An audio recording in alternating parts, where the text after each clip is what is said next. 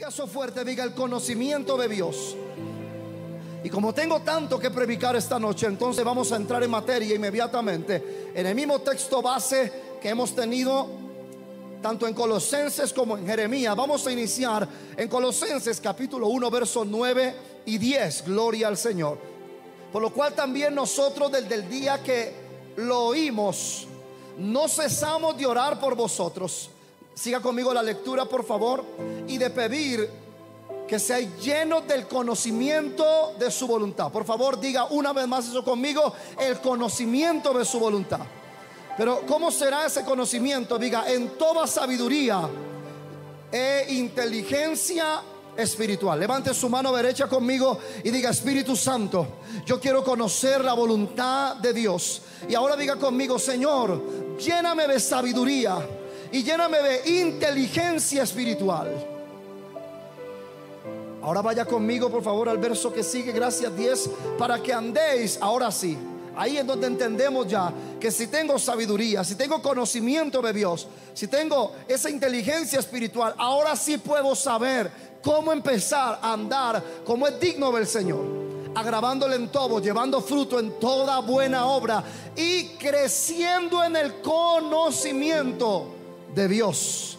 Diga eso: creciendo en el conocimiento de Dios. Yo quiero completamente sacar a la iglesia del Señor, que por gracia puedo pastorear, y a los que me escuchan, de ese evangelio tan insípido. El evangelio de mucha gente es como cuando usted le sirve una muy buena comida. Tiene todos los ingredientes, tiene todo lo que se requiere, pero le falta una cosa: le falta sal. ¿Cuántos saben que un alimento sin sal, aunque tenga los mejores ingredientes, no sabe a nada? Bueno, el evangelio de mucha gente es un evangelio tan lleno de preceptos, de leyes, de normas, pero carecen de la sal, carecen del conocimiento de Dios. Que sea para usted a partir de ahora imposible seguir tratando de agradar a un Dios que no conoce. Yo sé que muchos dirán: pastor, me identifico con eso, porque hay una realidad. Tratamos de vivir para un Dios que no sabemos quién es. Tratamos de ser buenos, ser santos, de separarnos para Él, pero hay una realidad. Tratamos de agradar a una persona que solamente hemos oído algo de Él, o a lo mejor algunas predicaciones, pero no es tan real. Por eso es tan importante este verso: creciendo en el conocimiento de Dios. La iglesia ha crecido en el conocimiento de muchas doctrinas, de muchas normas, de muchas reglas, pero la iglesia ha carecido en crecimiento de Dios, del conocimiento de Dios. Mi amado, la iglesia ha crecido en alabanza, en adoración, en programas. Me voy a meter en un tema delicado en estos tiempos. La iglesia ha crecido en mucha ayuda social. ¿Y es malo? Muy bien, yo me alegro mucho. Tenemos que hacerlo, sí, claro. Tampoco podemos decir que eso es el amor de Jesús, porque ese no es el amor de Jesús. Ese es el amor de nosotros para tratar de ayudar y alimentar a un mundo que lo necesita. Está bien, pero no le pongamos a eso el eslogan que eso es iglesia, porque eso no es iglesia. Ni tampoco digamos que ese es el amor de Jesús, porque yo no encuentro un solo versículo donde Jesús le dio de comer al hambriento. Ni uno. Pastor, ¿usted qué está diciendo? Es que usted así cree que lo ha visto porque usted no lee la Biblia. Por eso quiero que usted crezca en el conocimiento de Dios. Usted todo lo que un pastor con corbata le dice se lo cree. ¿Y qué si yo le estoy diciendo hoy algo herético? Por eso usted necesita saber la Biblia. Y yo sé que ahí ya lo puse a pensar. Un momentico, Jesús, a ver, y ya se va a desconcentrar en el mensaje porque está pensando: un momentico, sí Señor, Jesús se alimenta. No, mi amado, Jesús nunca le dio de comer al pobre ni nos mandó a hacerlo. Jesús la única vez que alimentó a los necesitados fue porque se quedaron hasta muy tarde escuchándolo, y entonces tuvieron que hacer algo porque esa gente ya no podía volver a casa. Y Él les dijo: hagan grupos de 50, siéntenlos. Y allí fue donde multiplicó panes y peces de gente que sí traía para comer, solamente que desde las 8 de la mañana o antes lo estaban oyendo, y a eso de las 6 de la tarde habían gastado todo, y lo único que quedó fue lo poco de una lonchera. Había un niño que era a lo mejor un poco más ahorrativo que los demás, o menos tragón que los otros, y todavía quedaba. Tampoco pensemos en una multitud hambrienta, sin nada que comer, y que el único que traía algo era un niño. No, mi amado, eso es un evangelio muy bonito, pero no es bíblico. Tenemos que entender la realidad de la palabra. Y yo le voy a decir algo con todo mi amor. Sí, está bien, hagamos. Yo sueño, lo he hablado con mi esposa, lo he hablado con mi padre, el apóstol Hugo. Soñamos en hacer cosas que ayuden a este mundo. Pero mi amado, ¿cómo vamos a tratar de ayudar solo al mundo si no hemos predicado el evangelio? Sí, yo le quiero dar pan, pero yo le quiero dar primero el pan de vida que descendió del cielo. Amén, ahí vamos bien. Entonces, y dejarle un mensaje de la palabra de Dios, y ahí estamos bien. Pero yo quiero que usted pueda conocer a Dios realmente en la palabra, en lo que Él es. Vuelvo y digo lo que he predicado por muchas semanas ya, tanto domingo como viernes: conocimiento y experiencia. Vuelvo al mismo punto, otra vez hablando de este verso en el conocimiento de Dios. Algunos lo único que saben de Dios es lo que lo han experimentado, pero tenga cuidado cuando su experiencia y la mía contradice la escritura. De ninguna manera. Si yo tengo una experiencia con Dios, tengo que tener la escritura que confirme que Dios me está haciendo experimentar o hablando algo acorde a la palabra de Dios. ¿Sabe usted que hay una ala de la iglesia? Es más, hay muchos hermanos de las iglesias que creen más a los sueños de alguien que a la predicación de la palabra de Dios. Hay hermanos de la iglesia que creen más a las visiones que tienen que al escrito está. Creo en sueños, creo en visiones, claro que sí. Creo que Dios nos puede confirmar muchas cosas a través de esos medios. Es más, un sueño es una visión nocturna. Y la palabra lo dice, que algunos somos tan difíciles de oír que a lo mejor en un sueño Dios nos tiene que coger dormidos. Pero no discuto que eso sea de Dios. Puede y es de Dios, pero no puede contradecir la palabra. Porque ahí es donde muchos han llegado. Yo soñé esto y soñé que tenía que hacer esto y aquello. Es más, recuerdo una vez hace muchos años donde una niña en YouTube se volvió muy famosa por un sueño que había tenido. Y en el sueño que ella había tenido, que impactó al mundo cristiano, que todos decían que era de Dios, habían más de 10 cosas que ella dijo que eran completamente contrarias a la escritura. Completamente contrarias. Pero nosotros, como no tenemos un crecimiento en el conocimiento de Dios, todo nos lo comemos, todo nos lo, perdóneme esta expresión tan baja que voy a usar, tan del vulgo, todo nos lo tragamos entero. No, mi amado, no. Le voy a enseñar algo que pocos pastores están dispuestos a enseñar. Creo que solamente los verdaderos lo pueden hacer. No digo que soy el único, muchos lo hacen. Mi padre, el apóstol Hugo, lo hace. Mi padre, el apóstol Aún Rosario, también lo dice cada rato. Mi amado, yo quiero que usted, por favor, cuando yo predique, me oiga, pero que usted también pueda tener la seguridad de que lo que yo estoy diciendo está escrito, para que usted no caiga en cuanto asunto de falsa doctrina o de vientos de doctrina que se mueven por todo el mundo hoy en día, sino que usted diga: eso es verdad. Y usted vaya a la palabra y diga: sí, Señor, y es bíblico, qué bueno, me gusta esa clase de predicación. Y que tampoco nos acostumbremos solamente a servicios donde siempre hay que causar una emoción para sentir algo. No, yo quiero que la emoción esta noche se la cause a usted la palabra de Dios. Yo quiero que la emoción. Yo nunca he visto a alguien orando en lenguas y con la gente en un cine. Vamos, prepárese para la película, prepárese. Vamos, abra, no piense nada más. ¿Usted ha visto alguna vez eso en cine? Nunca. Yo nunca he visto un animador antes de la película. Vamos, por favor, no piense, apague el teléfono, no piense en nada más, por favor, vamos. No, la película en sí misma cautiva. No es necesario eso. El único lugar donde nos toca preparar el ambiente para que la gente pueda recibir la historia de la película de Dios es aquí. No, mi amado, no. Yo quiero gente que sea apasionada y hambrienta, que lo emociona es la palabra de Dios. Le voy a decir algo con mucho respeto. Es más, el martes, hace 15 días, en el servicio de oración, me pasó algo que no me pasaba hace mucho rato. Yo vi ángeles en este lugar. Pero le voy a decir una cosa: yo prefiero emocionarme por la palabra que salta a mi corazón que por yo ver ángeles en un lugar. Wow, se me ponen difíciles cuando yo trato de balancear esto. Vamos bien. Que esta noche, después de este mensaje, usted diga: yo no necesité. Sí, cantamos, adoramos, estuvo tremendo, pero ¿sabe qué fue lo más lindo de hoy? Lo que me causó ese fuego, la palabra en mi corazón.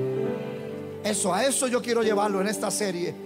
Amén. Jeremías capítulo 9, verso 23 y 24, para seguir poniendo las bases de esta enseñanza en esta noche. Así dijo Jehová: no se alabe el sabio en su sabiduría, ni en su valentía se alabe el valiente. ni el rico se alabe en sus riquezas, ni el pobre se alabe en sus pobrezas, también diría yo ahí. Mas alábese en esto el que se hubiere de alabar, en entenderme y conocerme. Yo quiero eso, Señor. Hoy es el sexto mensaje. Yo pensé que ya usted iba a decir: eso es mío. Yo voy a entender y voy a conocer a mi Dios. Vuelvo al mismo argumento. Todavía salta cuando yo estoy predicando: pastor, a Dios nadie lo entenderá jamás. ¿Y ese verso qué lo vamos a hacer? Y entonces el Señor Jesús, ¿por qué caminó en esta tierra como un hombre? Y Él pudo hacer la voluntad de Dios, solo decir lo que el Padre le mandaba, solo hacer lo que el Padre le mostraba, lo que Él veía del Padre. Se puede llegar, esa es nuestra medida. Entender y conocer. Diga: entender y conocer. Yo quiero entender y conocer a Dios. Que yo soy Jehová, que hago misericordia, juicio y justicia en la tierra, porque estas cosas quiero, dice Jehová. Bueno, estamos en los atributos de Dios para poder entender el carácter de Dios. Ya hablamos que los atributos de Dios son la esencia de lo que Dios es, que nos permite ver algunos de los rasgos más especiales de Dios para conocer su carácter. Y dijimos que hay unos atributos comunicables que Él nos permite participar por la vida de Cristo en nosotros de lo que Él es. Pero hay otros que son incomunicables, como su omnisciencia, su omnipresencia, su omnipotencia, que son solamente rasgos particulares de Dios. Amén. Y empezamos hace 8 días hablando acerca de un poquito de la singularidad de Dios. Es el primer atributo. Hoy pretendo terminarlo para que dentro de 8 días entremos a la soberanía de Dios. Pero entendamos la singularidad de Dios. Y cuando hablamos de la palabra singular, dijimos que no estamos hablando de Dios como de alguien que tiene una característica que diferencia a otro. Por ejemplo, a Él lo puedo hacer singular algo que a mí no, y a mí algo que a Él no. Pero cuando hablamos de Dios no es así. Porque si Dios fuera así, entonces diríamos: Dios es así, pero este otro Dios también tendría esto o aquello. No, no estamos hablando de esto. Cuando hablamos de la singularidad de Dios, estamos parados en Deuteronomio 6, 4 y 5, y estamos hablando que Dios uno es, y que no hay otro Dios como Él, y que Él es el único Dios verdadero. ¿Alguien dice amén a eso? Deuteronomio capítulo 6, por favor, verso 4. Oye Israel, Jehová nuestro Dios, Jehová. Se fue la iglesia. Léalo conmigo, mi amado, léalo conmigo. Jehová. Diga: uno es. Diga: uno es. Y aclaramos hace 8 días que Dios no está por allí como un Dios mostrando ser más Dios que otro. Así muchos predicadores lo quieren mostrar. Que Dios anda por ahí también tratando de mostrar que Él es más poderoso que el diablo. Y demostramos hace 8 días que Satanás no es el enemigo de Dios, porque Dios no puede tener enemigos, porque Satanás es una criatura creada por Dios. Y para ser enemigo de alguien tengo que tener tan siquiera alguna de sus capacidades para enfrentarlo. Y Satanás de ninguna manera pudiera ni la más mínima fuerza para tratar ni medio de encarar a Dios. Él fue una criatura tan perdida que a la primera muestra de su maldad fue expulsado. A la segunda muestra de su reinado, en Génesis capítulo 3 le dijeron: tú le herirás en el calcañal, pero en su simiente te herirá en la cabeza. Y cuando eso trató de levantarse un poco más en el carácter de Lucifer, lo predestinaron a un infierno que arde en azufre. Ya, eso es todo lo que Él es. En otras palabras, dejó de ser. ¿Podría alguien en esas condiciones y con ese destino ser enemigo de Dios? De ninguna manera. Pero explicamos que Él se convirtió en el enemigo del hombre y en el enemigo de los hijos de Dios. Pero entonces dijimos que el Señor mostró desde el mismo capítulo 3 de Génesis, cuando el hombre peca, en el mismo capítulo también ya le dio la victoria al hombre sobre Satanás en la simiente de Jesucristo. Y también dijimos que el Señor sabía que nosotros no podíamos vencer a Satanás, sino que Él en Cristo lo venció por nosotros, triunfando sobre Él en la cruz del Calvario. ¿Vamos bien? Quiero ser un buen maestro en esta noche. Ok, vamos a entrar entonces en esto de la singularidad de Dios. Marcos capítulo 12, verso 29 también y 30 nos da una buena base. Jesús le respondió: el primer mandamiento de todos es: Oye Israel, el Señor nuestro Dios, el Señor uno es.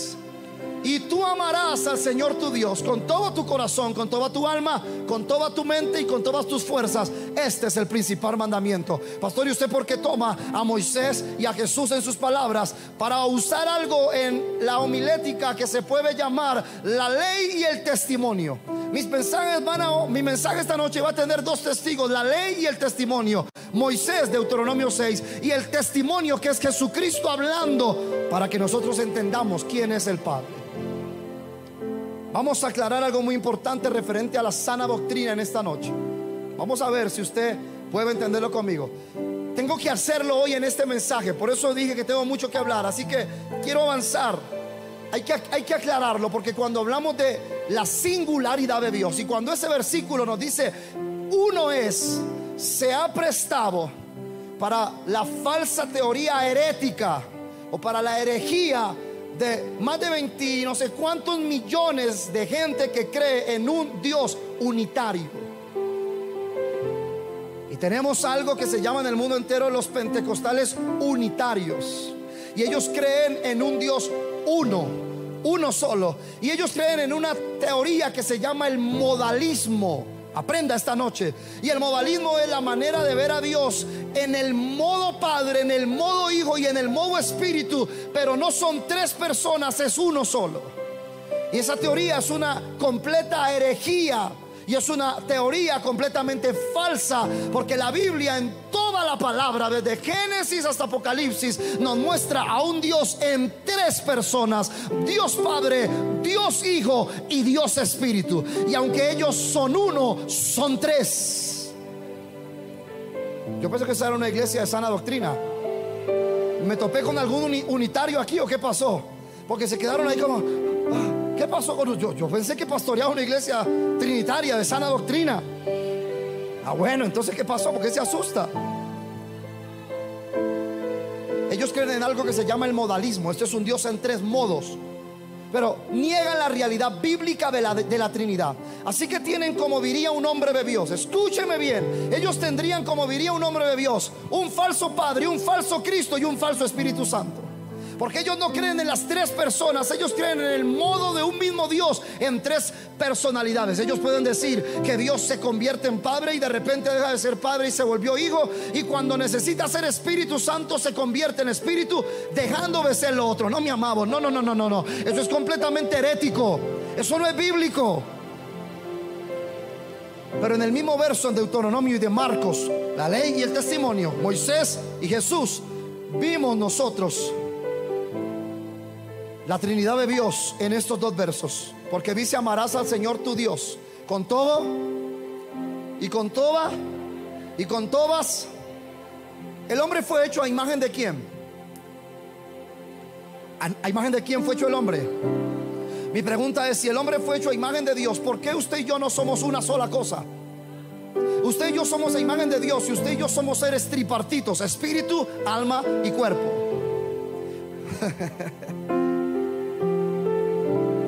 ¿Y son lo mismo? No. La palabra Trinidad en el griego y en el latín viene de una palabra que significa una unidad. Una unidad. Cuando usted y yo muramos, esta carne no va al cielo, esta carne se queda aquí. Entonces sí hay una separación. Pero ¿dejaría yo de ser Daniel cuando muera en esta carne? Eso es lo que creen algunos falsos. Pero no, Señor, mi alma está viva, mi espíritu está vivo y fue resucitado para con Cristo. Así que mi esencia espiritual sigue viva. Poco a poco le voy a tratar de mostrar a usted la realidad de esta verdadera doctrina. Ahora, ¿por qué estos dos versos en Moisés y en Jesús nos muestran eso? Yo lo deletreo, lo quise mostrar de esta manera porque amamos al Padre con todo nuestro corazón, porque amamos al Hijo Redentor de nuestra alma con toda nuestra alma, y porque amamos al Espíritu Santo, quien habita en nuestro cuerpo, que es su templo. Ahí nomás, en el mismo verso donde dice uno es, en ese mismo verso podemos ver las tres personas: un Padre que amó mi corazón y me salvó, un Hijo redentor de mi alma, y un Espíritu Santo que ahora habita dentro de ti en tu cuerpo. Otro gran argumento bíblico para destruir la falsa teoría o herejía de un Dios único o de un Dios que opera en un modo es el bautismo de nuestro Señor Jesucristo.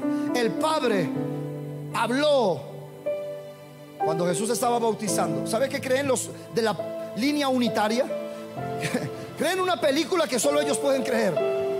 Y es que, mírenme acá por favor, y es que el Padre en un momento se hizo hijo y dejó de ser Padre y Espíritu, y estando allí, de repente cuando ya se estaba bautizando, se volvió Padre. Y cuando se volvió Padre dijo: este es mi Hijo amado en quien tengo complacencia. Pero allí de repente dejó de ser Padre, dejó de ser Hijo, y ahora se hizo Espíritu y vino como paloma sobre Jesús. Mi amado, eso ni en una película mal filmada cabe. Pero ellos creen esa falsa teoría.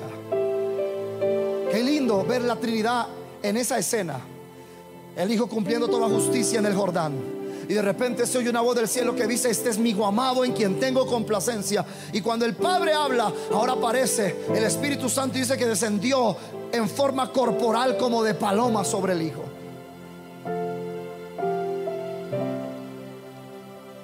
Le pregunto esta noche a esta iglesia que es muy entendida: ¿es posible que un Dios mismo haga estas tres intervenciones muy rápidas sin ser realmente una persona en cada intervención? Que Él rápido sea el Padre, rápido sea el Hijo, rápido sea el Espíritu. No, mi amado, no, eso no cabe en ninguna cabeza, de ninguna manera. Él es Dios Trino, Dios Padre. Pero eso debe quedar claro. Diga Dios Padre, diga Dios Hijo, diga y Dios Espíritu. Es imposible que un unitario o alguien que de ese pensamiento o creencia sea realmente seguidor del verdadero evangelio. Ay, ay, ay. Otra vez. Es imposible que alguien unitario sea seguidor del verdadero evangelio. ¿Quiere que se lo muestre por qué? Bueno, muy sencillo. Porque nadie puede acercarse al Hijo si el Padre no se lo diera. Juan capítulo 6 verso 44: ninguno puede venir a mí, palabra del Señor Jesús, si el Padre que me envió no lo trajere, y yo le resucitaré en el día postrero. Pero luego el Señor Jesús dijo: pero nadie puede venir al Padre si no es por mí. Juan capítulo 14 verso 6, Jesús les dijo: yo soy el camino, yo soy la verdad y yo soy la vida, y nadie viene al Padre sino por mí. Y aquí viene lo más lindo: y nadie puede llamar a Jesús Señor si no es por el Espíritu Santo. Primera a los Corintios capítulo 12 verso 13: por tanto os hago saber que nadie que hable por el Espíritu de Dios llama anatema a Jesús, y nadie puede llamar a Jesús Señor sino por el Espíritu Santo. Y quiere todavía una más: nadie podría recibir el Espíritu Santo sin la promesa del Hijo.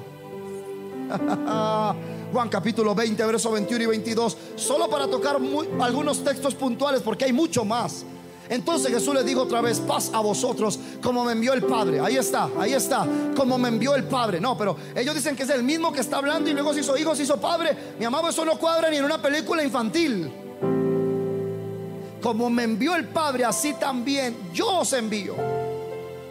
Y habiendo dicho esto, sopló y les dijo: recibid el Espíritu Santo. Creo que he establecido sana doctrina en el cuerpo de Cristo esta noche referente a ese pensamiento de la unidad. Usted puede sacar su propia conclusión. Yo no lo iba a decir, pero lo voy a decir.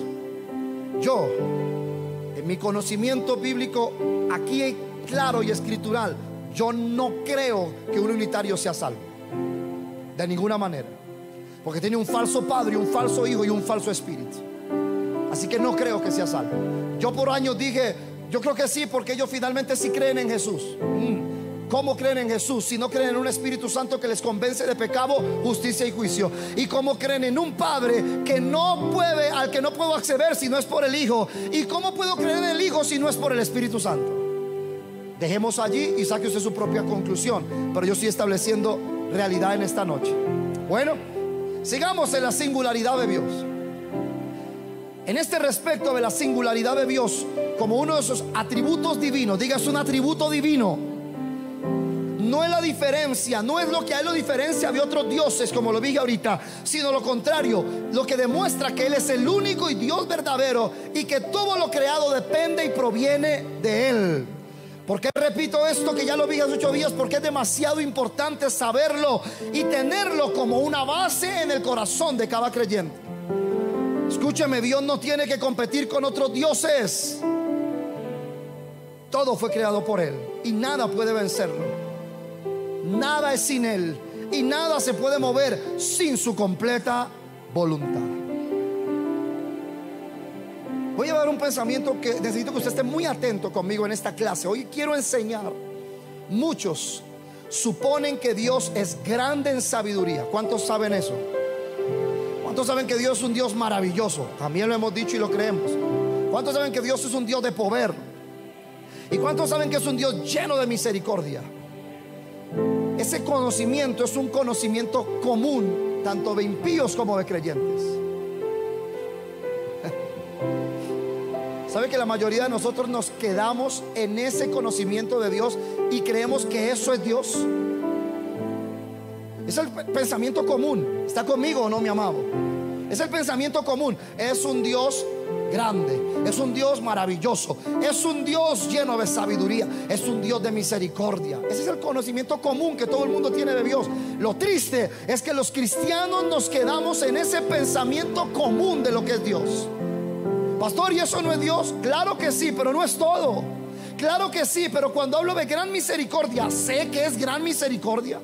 Claro que sí, pero cuando hablo, por ejemplo, de un Dios lleno de sabiduría, sé cuál es su sabiduría. No, es un pensamiento común.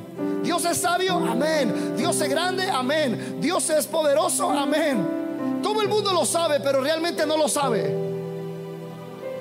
Y así está la iglesia. Por eso es que adoramos a un Dios que no conocemos, servimos a un Dios que no conocemos. Ahí quiero llevarlo a usted a que podamos entender que cualquier cosa que se aproxime a esto es una concepción adecuada de lo que ve, de sus atributos, pero es algo muy pequeño realmente comparado a lo que Él es.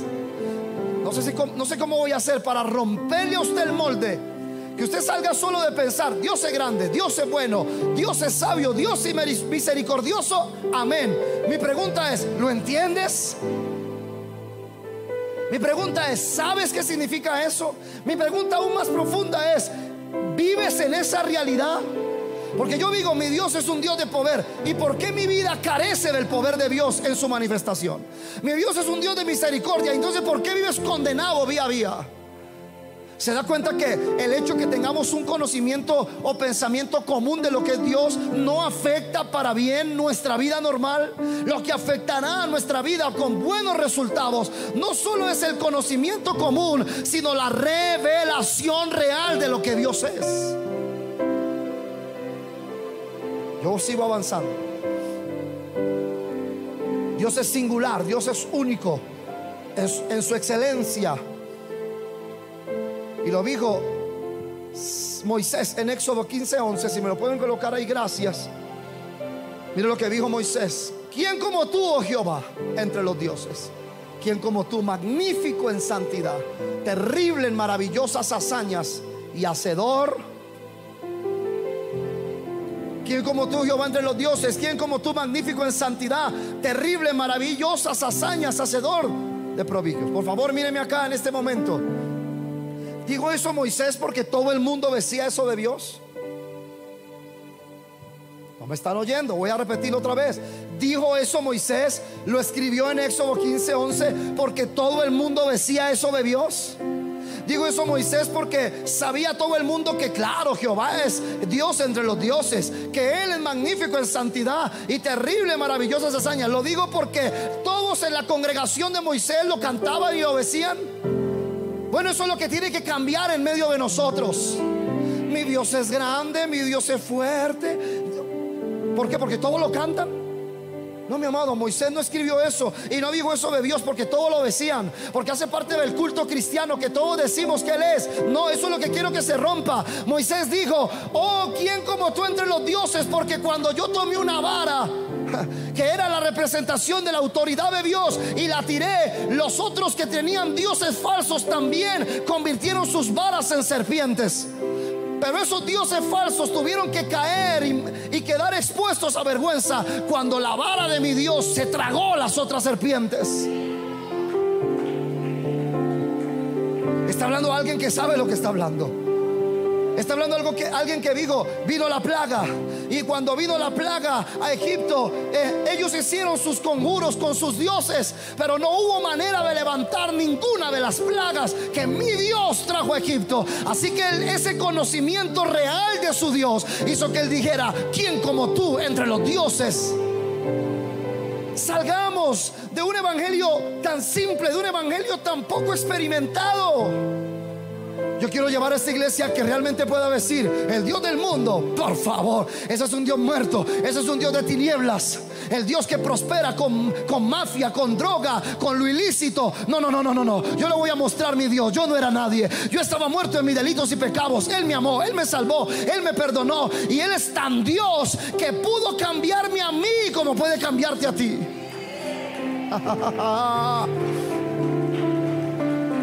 Y es tan poderoso que me está prosperando en medio de una pandemia. Y es tan poderoso que me está levantando en medio de donde otros caen. Y es mi Dios. Moisés no habló del conocimiento intelectual de un Dios. Él dijo: ¿quién como Jehová entre los dioses? Mi amado, que el Espíritu Santo haga que esto sea una realidad en nuestra vida día tras día.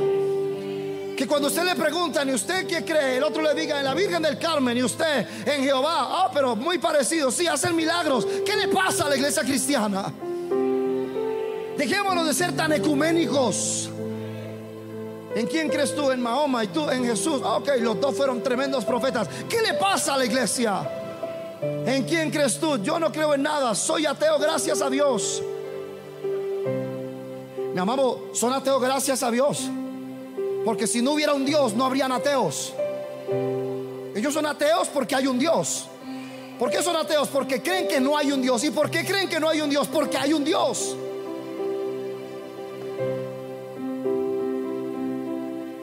Pastor, tan simple, y uno, ¿por qué no lo entiende así? Déjeme ganar a mí la vida, que así me la gano yo. Eso lo aprendí de mi papá, el apóstol Hugo, así lo dice él.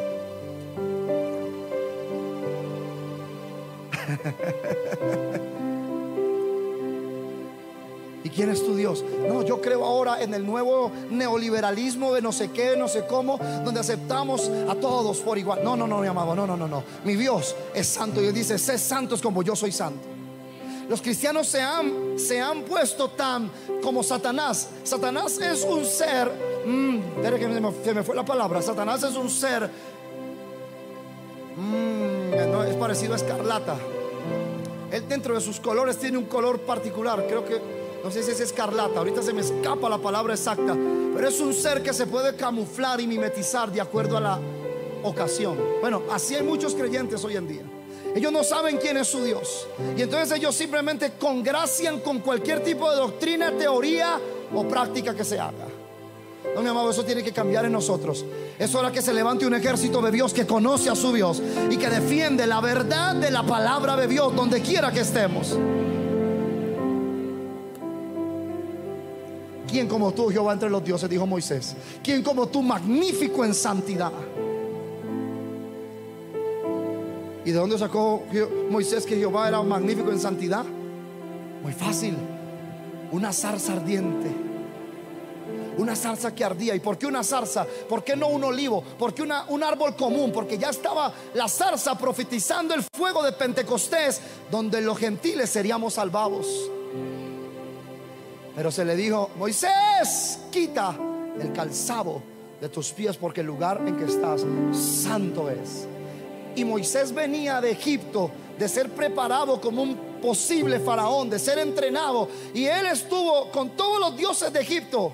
Él vio todos los dioses de Egipto: el sol, la luna, los gatos. Ellos creían que los gatos eran dioses, una cosa a la otra. Y él dijo: yo nunca he sentido temor reverente ante ninguno de esos dioses, pero el que me habló en la zarza, cuando yo me fui a acercar, me dijo: te quitas el calzado de tus pies, esto es santo. Mi amado, si usted y yo creemos en Cristo, o creemos en Dios Padre, Dios Hijo y Dios Espíritu, y nosotros vivimos en la misma plaga del pecado que los que creen en la Virgen María, estamos mal. Si nosotros vivimos en la misma plaga del pecado que los que creen en cualquier tipo de Dios falso, estamos mal. Lo primero que pasó con Moisés es: cambia tu manera de caminar. Has caminado una vida de pecado, pero ahora serás santificado desde aquí hacia el corazón. ¿Y a qué iglesia vas tú? Ah, a tal. Y allá aquí. ¿Y allá qué? No. Es más, allá no tenemos pastores, me contaron por allí. Allí tenemos coach. Wow. Pastores no, coach. Ellos son hombres que nos impulsan, nos motivan y nos enseñan para el éxito. Wow. Lo que a mí sí me da piedra de eso es que a esos coach les va mejor que al pastor que a usted le predica la verdad. Porque esos coach no lo hacen gratis y yo sí. Por puro amor.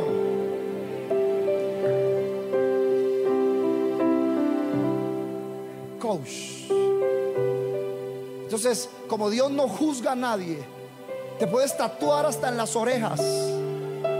Tú puedes vestir como el mundo. Es más, llegan el domingo y yo no soy legalista, pero tampoco soy libertino, soy de Cristo. Pero yo no creo que si David llega el domingo aquí con manga sisa, con un tatuaje de la cruz aquí que no carga en el corazón, con una cara en la espalda del Cristo que no han podido plasmarse en la mente, y simplemente a cantar entretenido con luces de mega concierto como si esto fuera una discoteca. Mi amado, yo le voy a decir una cosa: yo prefiero ser un buen mundano que un mal cristiano.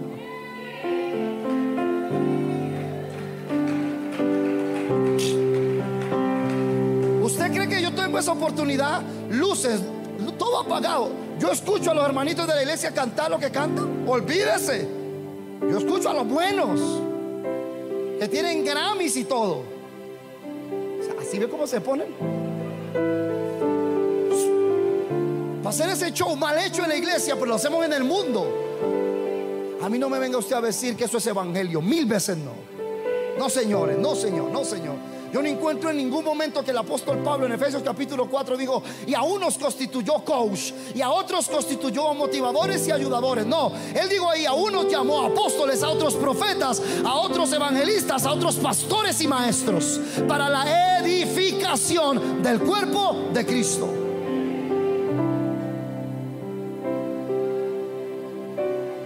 He podido salir de allí, mire, con todo lo que hay. ¿Quién como tú, magnífico en santidad? Terrible, wow, terrible en maravillosas hazañas, hacedor de prodigios. Terrible en maravillosas hazañas, hacedor de prodigios. ¿De dónde sacó eso Moisés? Pastor, de ese canon bíblico. Él no tenía un canon bíblico. Es más, él escribió los primeros 5 libros de la Biblia, el Pentateuco. Él los escribió, dirigido por Dios, inspirado por Dios. Y cuando vio las espaldas de Dios en Éxodo 33, tuvo tanta capacidad que Moisés se sentó con Dios. Dios le contó su historia desde Génesis 1, y sin anotar nada, Moisés salió a escribir todo lo que en su mente y espíritu había quedado para escribir. Dígame si eso no es capacidad de Dios. Y usted se lee 2 versículos por la mañana y por la tarde dice: ¿cómo es que era? ¿Cómo es que era? Necesitamos que el Señor nos dé la capacidad espiritual. Pero el nombre de la cancioncita esa, si no se le olvida. Pero no es usted todo, esta malcriada carne y alma que solo se quiere comer los malos hábitos del mundo, pero que está cerrada para la verdad de Dios. Pero se va a abrir. Dios sé que va a cambiar por la nueva vida en Cristo que está en nosotros y por el Espíritu Santo que ahora habita en nosotros. Uy, eso hubiera sido por una amén más fuerte. Gloria a Dios.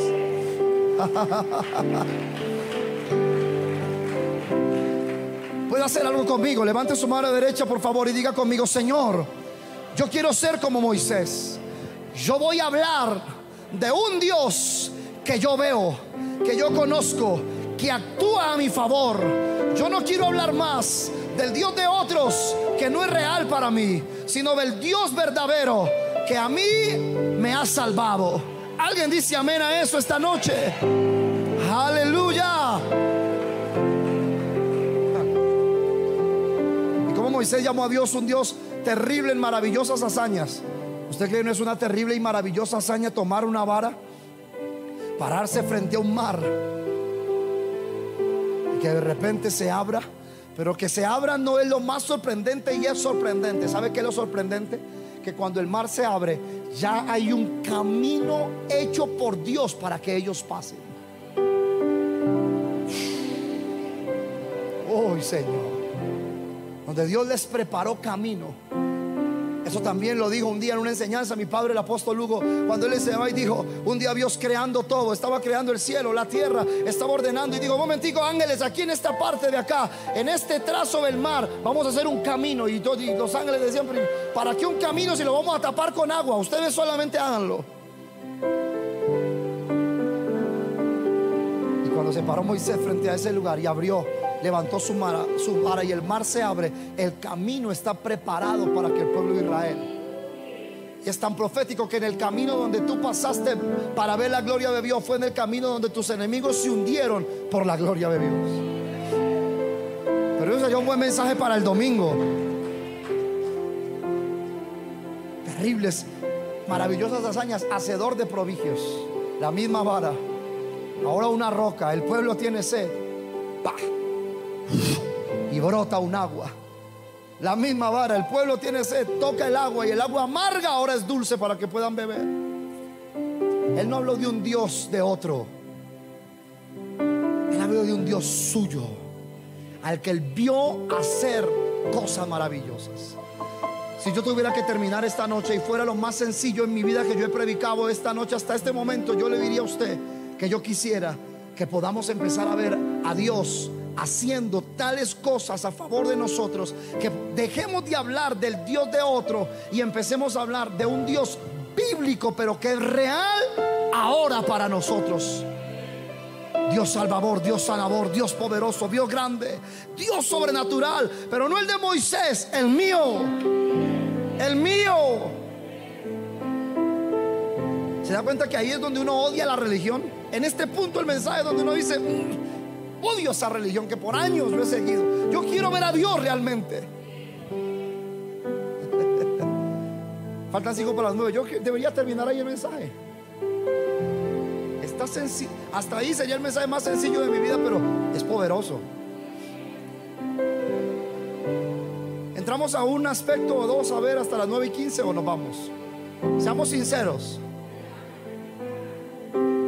Miremos 3 aspectos de la singularidad de Dios. Avancemos. Yo creo que en Génesis 15:11 va a haber un mensaje en sí mismo, a un día de estos. Dejémoslo allí en remojo. Eso está poderoso. Pero miremos 3 aspectos de la singularidad de Dios, porque y si no, entonces imagínense, el próximo viernes otra vez la singularidad de Dios. ¿A qué horas terminamos los 15 atributos? 3 aspectos de la singularidad de Dios. Número 1, Él es antes de todas las cosas. Diga conmigo: Él es antes de todas las cosas. Y es aquí donde usted va a tener que prestarme toda la atención de su vida, porque usted se puede confundir en una línea e irse hoy de aquí, pero muy confundido. ¿Está listo? Génesis 1:1, ya usted se lo sabe. En el principio creó Dios los cielos y la tierra. Hubo un tiempo, para que usted me escuche, si se pudiera llamar tiempo, cuando Dios, en la unidad de su naturaleza, Padre, Hijo y Espíritu, vivía solo. En el principio, Dios. En el principio, Dios. Pero ¿sabía usted que antes que hubiera un principio, había Dios? Porque Dios no tiene principio. Alguien dijo: explíqueme, como si usted fuera un matemático o un físico, ¿cómo podría entender yo la eternidad y a Dios en la ecuación? Digo, es muy fácil. Toma un plano muy grande de 3 o 2 metros, coloca un lápiz y empieza a marcar de donde quieras. Pone un punto y empieza a correr y termina donde quieras. Y cuando termines, ese es el tiempo que tú logras entender. Pero el plano es Dios. En el principio, Dios, Padre, Hijo, Espíritu. No había cielo donde su gloria fuera particularmente manifiesta como lo es ahora. No había tierra para atraer su atención. No había ángeles para cantar sus alabanzas. No había ni ningún universo para ser sostenido por la palabra de su poder. No había nada, no había nadie excepto Dios. Y eso no por un día, ni por un año, ni por un siglo, sino desde la eternidad. Ahí es donde vamos a entender que el Dios que nosotros hemos tenido en esta cabeza es tan, Dios mío, hemos permitido que la falsa teología y el diablo nos haga un Dios tan chiquito. Ahí lo vamos a empezar a entender y vamos a decir: wow, qué honor ser llamados por esta clase de Dios. Durante la eternidad pasada, Dios estaba solo en sí mismo, autónomo, autosuficiente, satisfecho de sí mismo, sin necesidad de nada. Si hubiera el universo, si hubiera ángeles, si los seres humanos hubieran sido necesarios para Él de alguna manera, también habrían sido llamados a existir desde la eternidad. En otras palabras, si todo lo que hay fuera necesario para Dios, también serían eternos como Él. Pero como no son necesarios para Dios en sí mismo, fue Dios quien los creó. Vamos bien, mis hermanos. Básicamente la creación de ellos, cuando los hizo, no agregó nada a Dios. En el principio creó Dios los cielos y la tierra. Por el hecho de que haya cielo y que haya tierra, por el hecho de que haya un hombre creado y cosas, eso no le agregó nada a Dios. Y ahí es donde empezamos esta noche a tumbar el tan falso concepto de Dios, de la gente que cree que porque vinieron a Dios, que a propósito no fue que vinimos, fue que Él nos trajo, ahora Dios se siente más Dios porque tiene a alguien que le adore. Mi amado, Dios en sí mismo, cuando creó todo lo que hay, Él no fue afectado para nada, ni le restó ni le sumó. Ahí donde usted no le puede confundir. Tiene que seguirme paso a paso, porque si no, usted no va a volver a la iglesia. Ojo, estamos en un punto crucial de esta cirugía hoy. Él no cambia. Malaquías 3:6. Póngaselo rápidamente, por favor. Gloria al Señor. Porque yo Jehová, léalo conmigo que no tengo tiempo, no cambio. Por esto, hijos de Jacob, no habéis sido consumidos. Por lo tanto, su gloria esencial no puede ser aumentada ni disminuida. Mi amado, nada le aumenta o le disminuye la gloria a Dios. Hemos llegado a pensar, sobre todo los que adoramos, que en un momento en que nosotros estamos adorando a Dios, la gloria que le damos a Dios, a Él lo hace más grande. Mi amado, sin que usted y yo le cantemos, ni los ángeles le canten, Él es un Dios de gloria. Lo que ocurre es todo lo contrario, que cuando le estamos adorando en esa magnitud, algo más de Él se está revelando a nosotros. Pero no que nosotros le estemos poniendo algo a Él. Él no necesita nada. Segundo aspecto de la singularidad de Dios, que su voluntad es soberana. Profundizaremos más cuando entremos en 8 días a la soberanía de Dios. Pero hablemos de que su voluntad es soberana como Dios singular. Escúcheme ahora, mi amado. Dios no tenía restricciones, ni obligaciones, ni necesidad de crear. Yo he escuchado predicadores decir: Dios tuvo la necesidad de crear. Mi amado, Dios no tiene la necesidad de crear nada. Él estaba completo desde la eternidad, y Él estaría completo hasta la eternidad sin haber creado nada de lo que hoy es, ni mucho menos habernos creado a nosotros. Claro, eso lo dicen los coach. Oh, esa me la dieron y la voy a dar. Le voy a dar a eso. Eso dicen los coach. Dios necesitó un día crearte porque Dios quería compartir contigo de la grandeza de Él, y Él vio la necesidad de hacerte. Mi amado, Dios en sí mismo no necesita nada. El hecho que Él eligió hacerlo fue un acto puramente soberano de su parte,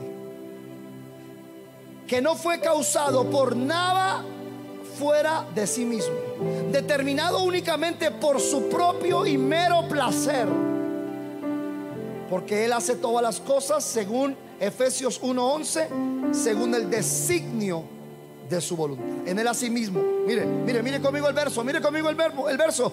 En Él asimismo, en Él asimismo, en Él, no nosotros, no hicimos nada, en Él asimismo tuvimos herencia, habiendo sido predestinados conforme al propósito del que hace todas las cosas. ¿Cómo lo hace, mi amado? ¿Cómo?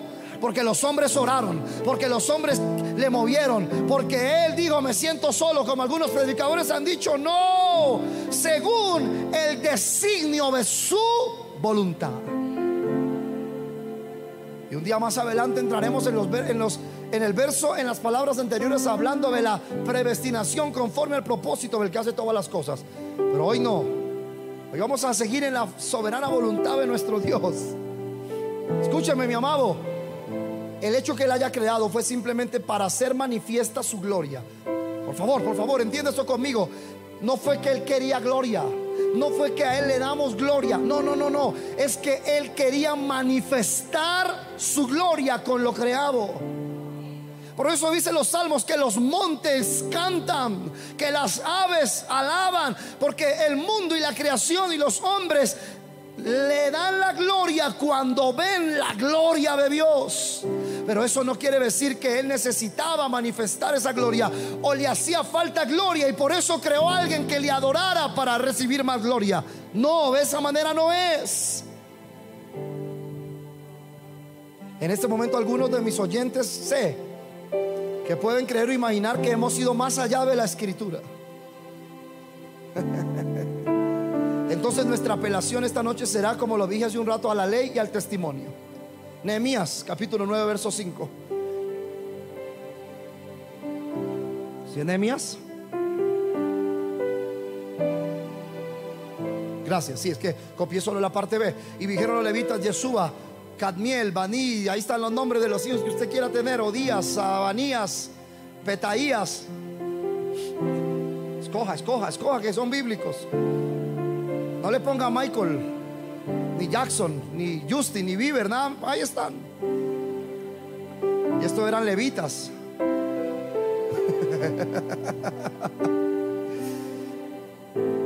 ¿Qué dijeron ellos? Levantaos, bendecid a Jehová vuestro Dios. Mire conmigo el verso. Hey, no se me pierdan, mire conmigo el verso.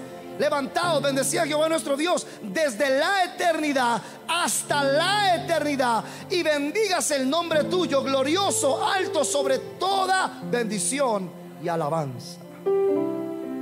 A Dios no se le añade incluso nada, incluso con nuestra adoración, porque Él es honrado y alabado desde la eternidad y hasta la eternidad. En la eternidad usted y yo existíamos. En la eternidad habría montes que le alababan y gimieran por Él. No, Él no creó porque necesitaba adoración. No necesitaba esa gloria externa de su gracia que surge de sus redimidos. No. Lo que pasó entonces es que Él era suficientemente glorioso en sí mismo, sin aún nuestra adoración. ¿Qué fue lo que motivó a Dios a predestinar a sus elegidos para alabanza de la gloria de su gracia, como lo dice Efesios? Ya lo leímos en el 1:5. ¿Qué fue? El puro afecto de su voluntad. Y ahí tomaría yo una horita para que entremos en el honor de caminar en el puro afecto de su voluntad. ¿A usted no ha entendido? El Dios eterno, que no necesitaba nada, que no necesitaba creación, que en sí mismo era un Dios de gloria, me crea. Y cuando me crea, le fallo en Adán, me destituye de su gloria, y aún así me ama en Jesucristo. Y ahora me da que en Cristo yo puedo caminar con ese Dios en el puro afecto de su voluntad. Y en su voluntad me salva. En su voluntad me da un esposo, me da una esposa, me da una familia. En su voluntad me da una congregación. En su voluntad me predica la palabra. En su voluntad me está santificando día a día. Cuando yo veo más o menos quién es ese Dios y yo miro lo insignificante que yo soy, yo digo: qué honor haber sido metido en el puro afecto de su voluntad. Como para que sigan diciendo los humanos: yo hago lo que quiero, camino como quiero. Y hay muchos cristianos que dicen: no entiendo la voluntad de Dios, y a veces me gusta, a veces no, a veces hago la de Dios, a veces la mía. No, mi amado, eso es falso. Qué honor que yo pueda caminar hoy en el puro afecto de su voluntad. ¿Sabe usted por qué hoy estamos vivos en medio de una pandemia en la que mucha gente murió y aún mucha gente justa murió? ¿Sabe por qué? Por el puro afecto de su voluntad. No, es que yo oré más, yo era la kriptonita del COVID. Dejemos tanta bobada evangélica. Si yo tengo fe, claro que sí, que plaga no tocará mi morada. Pero ¿sabe por qué no tocará mi morada ninguna plaga? Porque habito al abrigo de la pura voluntad de Dios.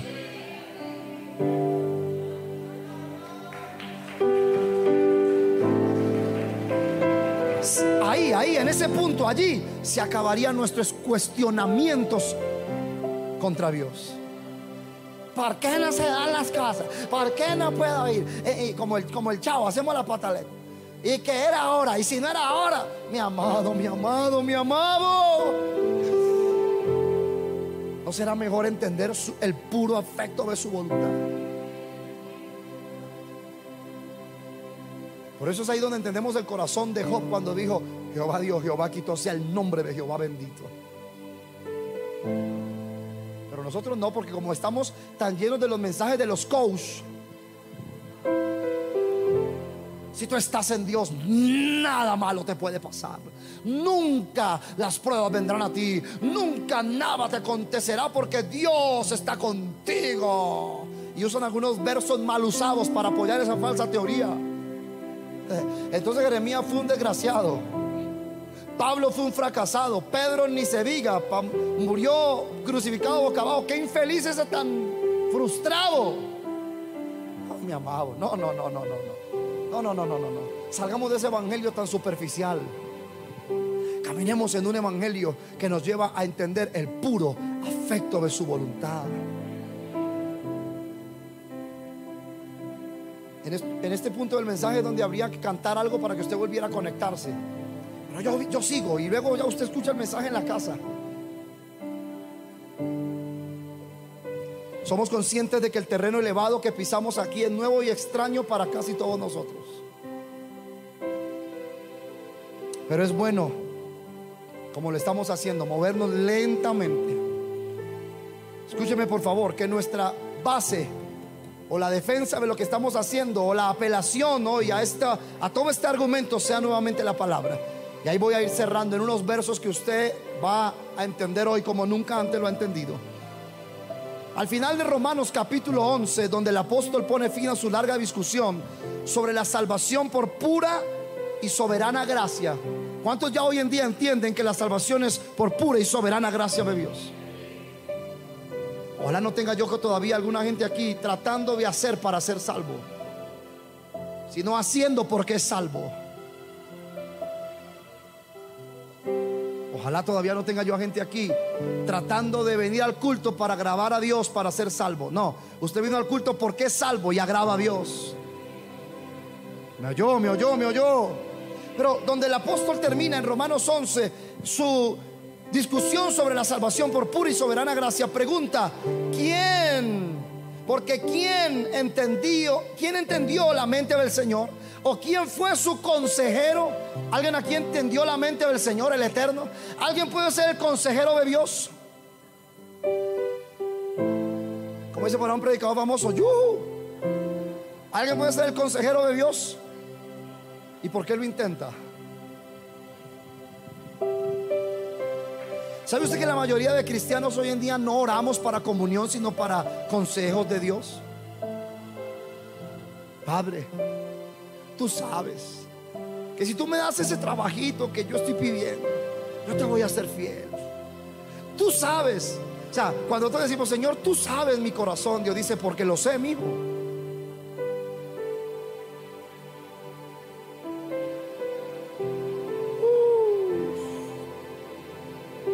Tú sabes que yo no te dejaría, tú lo sabes. Dios dice: sí, yo lo sé. Por eso te tengo ahí, por eso te tengo esperando, por eso te estoy formando, por eso te estoy salvando primero el alma antes de darte la prosperidad que anhelas. Por eso te estoy limpiando de sí mismo antes de poder llenarte de lo que estás deseando. Porque esto en mi vida tan tarde, Dios nunca llega tarde.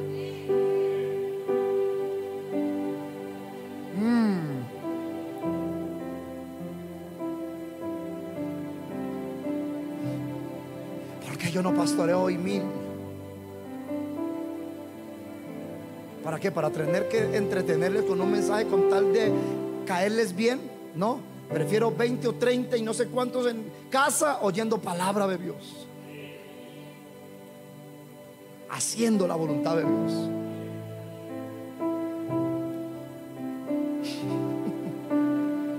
Porque ¿quién entendió la mente del Señor? ¿O quién fue su consejero? Alguien se sentó con Dios y le dijo: Señor, no, momentico, sea la luz, no. No, no, espere. No, no, no, no. Primero hagamos esto. Eso suena muy gracioso, pero es lo que intentamos nosotros de día en día.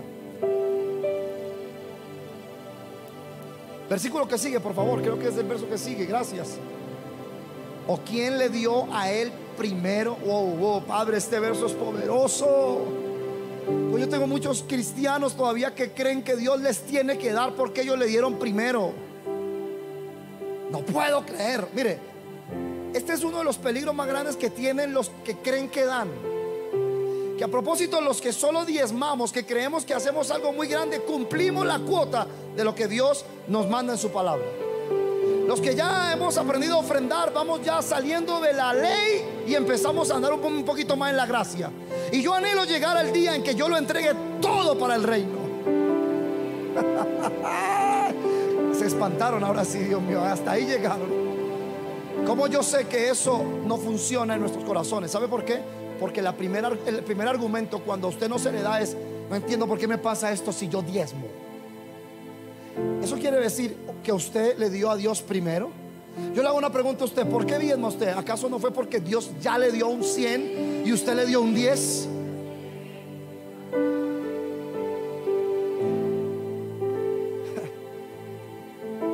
Quite ese argumento de su cabeza. Nadie le da a Dios primero. No es posible, acabo de hacer el esfuerzo que hice, salí el culto el viernes y me pasa esto. ¿Acaso le dio a usted a Dios primero? No. ¿Quién le dio a Dios primero? Nadie, mi amado. ¿Quién le dio a él primero para que le fuese recompensado? Escúcheme para yo terminar, porque ya veo que no le entra más. Seamos bien sinceros. Pero claro, la novela de las 13 la vi hasta las 5, pero dejémoslo ahí. El énfasis de esto, o la universidad, usted se iba 8 horas. O el trabajo virtual también son como 8:30. Almuerza porque usted tiene que cerrar esa venta. Pero en 1:15 usted dice que ya no le entra más de la palabra. Pero dejémoslo ahí para que yo no me enfogone un poquito. El énfasis de esto, que es imposible poner al Todopoderoso bajo obligación con la criatura. El énfasis de estos versos es que es imposible poner al Creador bajo obligación con la criatura. Él no tiene ninguna obligación con nosotros, mi amado. Dios no gana nada de nosotros. Job 35. Ahí sí que se cayó todo ya la estantería cuando acabo de decir eso ahora. Porque aquí hay mucha gente que cree que agrada a Dios y que Dios cada vez se hace más Dios porque usted le agrada. Bueno, lea conmigo para que usted entienda quién es su Dios y cerremos. Usted se mira la cara con la que usted me mira a mí y usted no predicaría, en serio. Si pecares, ¿qué habrás logrado contra él? Tú estás así porque tú estás pecando. Y pecar desagrada a Dios de tal manera que Él por eso está como está. Mi amado, cuando usted y yo pecamos, a Dios nada le afecta. Estoy hablando de la esencia de Dios. Dios en su esencia, cuando usted y yo pecamos, Él no pierde nada. Job creía que sí. Y Job creía que Dios había perdido su mejor hombre cuando él pecó. Pero entonces vino este hombre de Dios y le dijo: si pecares, ¿qué habrás logrado contra él? Si tus rebeliones se multiplicaran, ¿qué le harás tú? ¿Cierto que usted nunca en la vida había leído esos versos?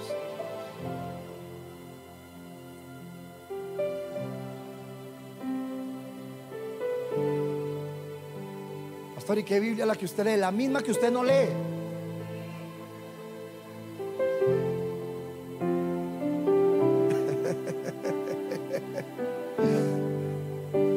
Si fueres justo, ay Padre, aquí dice yo bendito.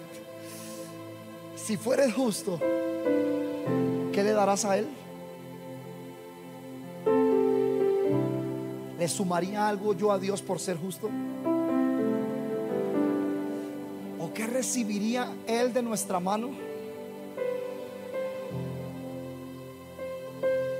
Ahí donde yo, cuando empiezo a ver ese Dios, mis piernas tiemblan y yo digo: ¿qué clase de Dios es el que yo tengo? ¿Cómo un Dios de esa clase me ama a mí?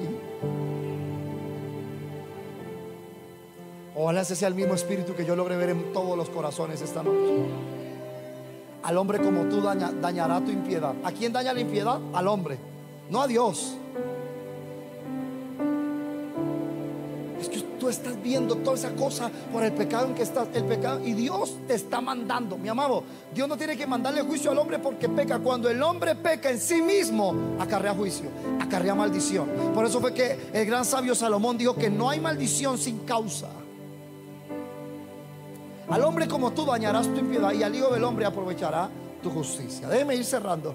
A nosotros nos afecta, claro, sí, nuestro pecado y nuestra maldad, pero ciertamente no puede afectar para nada a Dios, quien es bendito enteramente en sí mismo. Lucas capítulo 17 verso 10, para ubicar el corazón de los humanos, dice: así también vosotros, cuando hayáis hecho todo lo que ha sido ordenado, decid: siervos inútiles somos, pues lo que debíamos hacer, hicimos. Cerremos diciendo, mis amados, nuestra obediencia no ha beneficiado a Dios en nada, en su misma esencia. Ay, Pablo, y aquí va un punto donde los ángeles se van a resbalar. Ellos caminan en el terreno y se pueden caer.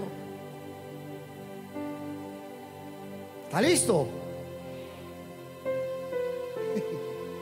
Incluso cuando nuestro Señor Jesucristo se hizo hombre y agradó al Padre, en nada le sumó a Dios en su ser esencial.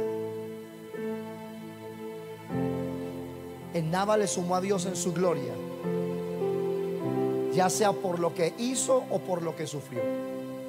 Cuando el Hijo de Dios hecho, o Dios hecho hombre en Jesucristo, hizo lo que hizo, aunque agradaba al Padre en su carácter, no afectaba para alterar para más o para menos en la esencia de lo que Dios era.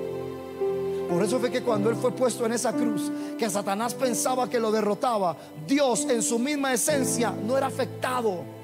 Él en su misma esencia no perdía nada, y Él lo que estaba haciendo era mostrar su carácter de amor para los que sí seríamos afectados y beneficiados. Un Dios como esta clase de Dios pudo haber quedado solo por la eternidad, pero se le dio en su bendito amor crear un hombre que sabía Él que le fallaría. Y en el mismo capítulo en el que le falló, le dio la victoria. Y por si fuera poco, le dio en la simiente de un hombre llamado Abraham la simiente de la promesa en Jesucristo, para que Dios hiciera hombre en Cristo y nos amara de pura gracia, para bendecirnos a nosotros, aunque en nada a Él le afectaría.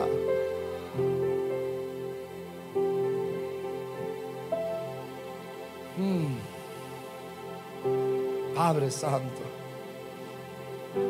verdadero, bendito y gloriosamente verdadero es que Él nos manifestó la gloria de Dios en Jesucristo, pero eso no le añadió nada a Él.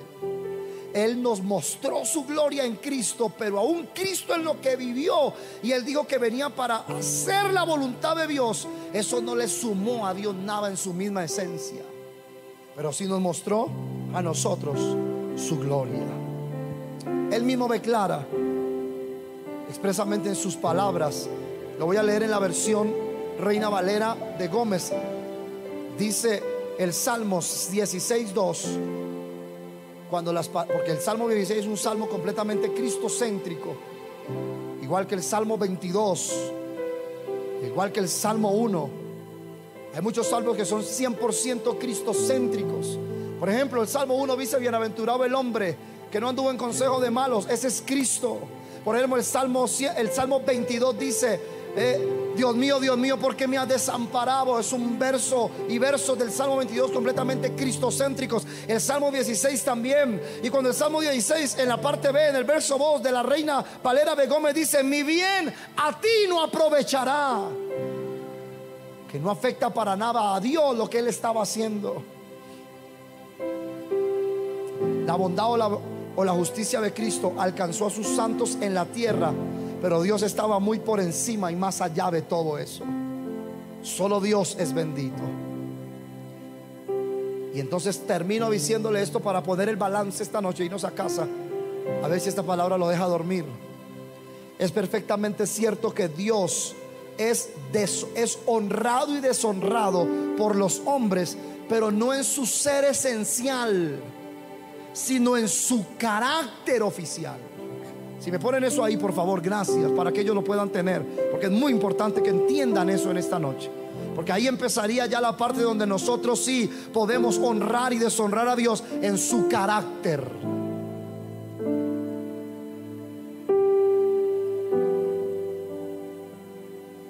Ahí está. Es perfectamente cierto que Dios es honrado y deshonrado por los hombres, pero no en su ser esencial, sino en su carácter oficial. Pastor, entonces según su mensaje, yo no deshonro a Dios cuando peco. Sí, en su carácter sí. Sí, usted puede contristar al Espíritu. Sí, claro, usted puede pisotear la sangre, y eso deshonra a Dios en su carácter, pero no en su esencia como Dios. No sé si usted me logra entender en esta noche. O sea, Dios no dejará de ser Dios porque usted y yo hoy decidamos irnos a pecar. Él seguirá siendo Dios, pero en su carácter de Padre y de Dios Salvador, Él será ofendido y contristado. Pero a diferencia de los hombres, a nosotros cuando nos tocan el carácter nos dañan la esencia, pero a Dios cuando le tocan su carácter, su esencia no es tocada. Los seres humanos debemos llegar a un punto a ser como Dios. Por eso ve que Jesús pudo resistir lo que resistió, porque en su carácter fue ofendido, vituperado y maltratado por los hombres, pero en su esencia siguió siendo Dios Salvador por su sacrificio. Mi amado, yo le estoy dando evangelio y usted ya se quiere ir. Padre bendito, Cristo en su esencia salvó, aunque en su carácter estaba siendo vituperado por los hombres. ¿Cómo necesitamos nosotros la imagen de Cristo para que aunque en nuestro carácter seamos deshonrados en este mundo, en nuestra esencia no seamos movidos y digamos como Pedro: no merezco morir crucificado como mi Señor, crucifíqueme en boca abajo? Porque en mi esencia yo sé quién soy en Dios, aunque en mi carácter yo estoy siendo afrentado. Los seres humanos apenas nos tocan el carácter y nos ofenden, nuestra esencia se desborona. Por eso es que mucha gente en la ofensa de un hermano y otro no vuelve a la iglesia, porque ellos creen que ellos están aquí porque ellos son buenos. Ellos no saben que están aquí porque Dios fue bueno y los trajo aquí. Así que de hoy en adelante pide ser como Dios, que aunque en su esencia sea igual, aunque en su carácter sea afectado, su esencia no es movida. Por eso, aunque en este mundo nos ultrajen, nos vituperen, se burlen de nosotros, yo tengo mi mirada puesta en el Señor. Le voy a adorar, le voy a exaltar, le voy a servir, voy a seguir haciendo su voluntad, aunque los hombres no lo entiendan, aunque mi propia casa no lo entienda, aunque mi familia muchas veces no lo entienda. Yo voy a hacer lo que Él, en su puro afecto de su voluntad, me predestinó para hacer. Aleluya.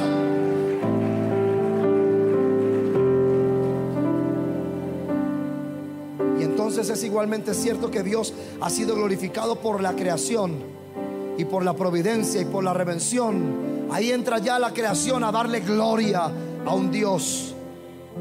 Nosotros no discutimos esto, sino ni nos atrevemos a hacer ni siquiera dudoso eso por un instante, que le damos la gloria a Él. Pero ya usted me entendió. Pero todo esto tiene que ver con su gloria manifiesta y su reconocimiento por parte de nosotros. Sin embargo, Dios hubiera estado tan complacido que podría haber seguido solo por la eternidad, sin dar a conocer su gloria a las criaturas. Si debía hacerlo o no, fue determinado únicamente por el puro afecto de su voluntad. Fue perfectamente bendecido en sí mismo antes de que la primera criatura fuera creada. ¿Y qué son todas las criaturas hechas por sus manos comparadas a Él? Ninguno. Dejemos que la escritura nuevamente nos responda y terminemos en Isaías 40, 15 al 18. Padre, gracias, Señor. Wow. 15, por favor, al 18. He aquí, léalo conmigo, de ahí ya voy a cerrar. En estos tres versos de Isaías y luego 22 al 26. Y ahí yo termino en esta noche. Aquí, las naciones les son como la gota de agua que cae del cubo. ¿Cuántas naciones hay en el mundo? ¿Alguien me puede dar el dato? ¿Cuántas? 192 naciones hay en el mundo. 192 naciones que suman no sé cuántos miles de habitantes en la tierra. Le son a Dios como la gota de agua que cae dentro de un cubo. No, usted no está leyendo ya la Biblia conmigo, Dios mío. A usted Harry Potter lo emociona, pero la Biblia no. Los misterios y esas películas misteriosas donde hay que pensar le gusta y la Biblia no. Las naciones les son como la gota que cae de agua que cae en un cubo, así una gota. Esas son las naciones del mundo para Dios. Y como menudo polvo en las balanzas les son estimadas. He aquí que hace desaparecer las islas como polvo. Ni el Líbano bastará para el fuego, ni todos sus animales para el sacrificio. No hay sacrificio que llegue a dar la altura del Dios que merece sacrificio. Y usted vino a un culto y dijo: ya Dios tiene que bendecirme. Como nada son todas las naciones delante de Él, y en su comparación serán estimadas en menos que nada y que lo que no es. Verso 18: ¿a qué pues haréis semejante a Dios? ¿O a qué imagen le compararéis? Verso 22: Él está sentado sobre el círculo de la tierra, cuyos moradores son como langostas. Si Él extiende los cielos como una cortina, los despliega como una tienda para morar. Los cielos, ¿alguien puede comparar los cielos? ¿Alguien entiende la palabra los cielos? Dice que Él los despliega como una cortina. Él convierte en nada a los poderosos. Si no, pregúntele a Nabucodonosor. Si no, pregúntele a Steve Jobs si usted va a ir al infierno. Yo no le puedo preguntar. Creo que usted tampoco. No dijo amén. Yo no sé si usted va a ir a preguntarle. Yo no. Pero Él convierte en nada a los poderosos, y a los que gobiernan la tierra hace como cosa vana, como si nunca hubieran sido plantados, como si nunca hubieran sido sembrados. Ay, Padre, Dios mío, este Dios de nosotros, Padre, como si nunca su tronco hubiera tenido raíz en la tierra. Tan pronto como sopla en ellos se secan, y el torbellino los llevan como hojarasca. Vamos hasta el 26, creo. ¿A qué pues me haréis semejante o me compararéis? Dice el Santo. Yo le pregunto a esta iglesia para cerrar esta noche: ¿a qué le van a comparar? ¿A qué le van a comparar? ¿A qué le podemos comparar? ¿A qué le haremos semejante? Levantad en alto vuestros ojos y mirad quién creó estas cosas. Él saca y cuenta su ejército. A todos, a todas llama por su nombre. Y aquí está hablando de las estrellas, el ejército del cielo. Y a todas llama por su nombre. Ninguna faltará.